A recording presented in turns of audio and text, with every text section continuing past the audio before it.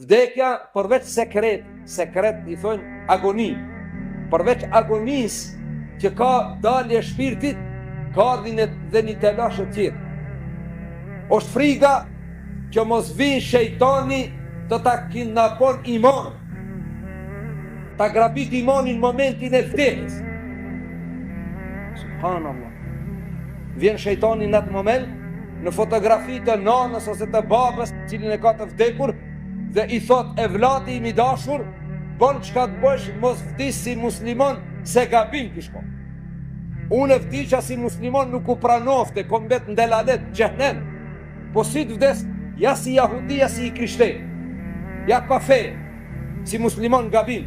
Këtë ja thot shejtani, momentin e vdekjes, andaj është mirë, para ti që është duke dek, para ti që është bë hazër për të kaluar në botën tjetër, me ja thon shahadetin, me ja kujtu shahadetin, thuj la ilaha illallah Muhammedur Rasulullah. Thuaj shahadetin, ti e ke dash shahadetin gjithmonë, thuaj ta ndim. Pra, me ja kujtu shahadetin, se vjen shejtani t'ja vjedh imanin.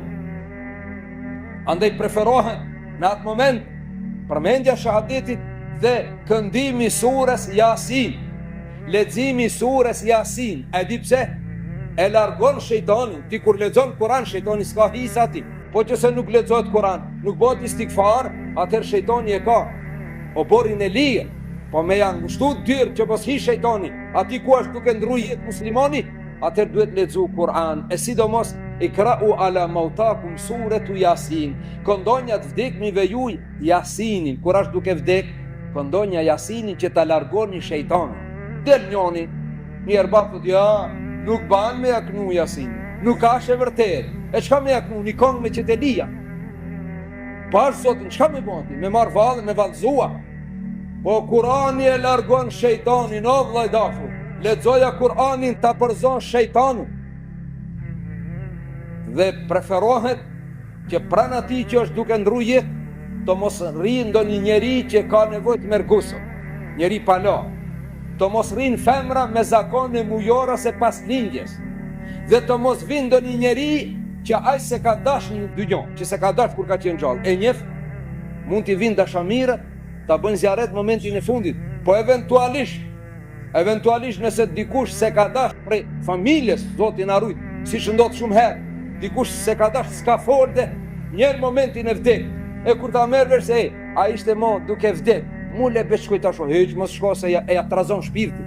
As ke dhon selam, as ke fol sa ka qenë shëndosh, s'ke çka li, se e se këldis. Po ndodhe dhe kështu vllai dash. Ka në mesin ton që njerëzit nuk folin.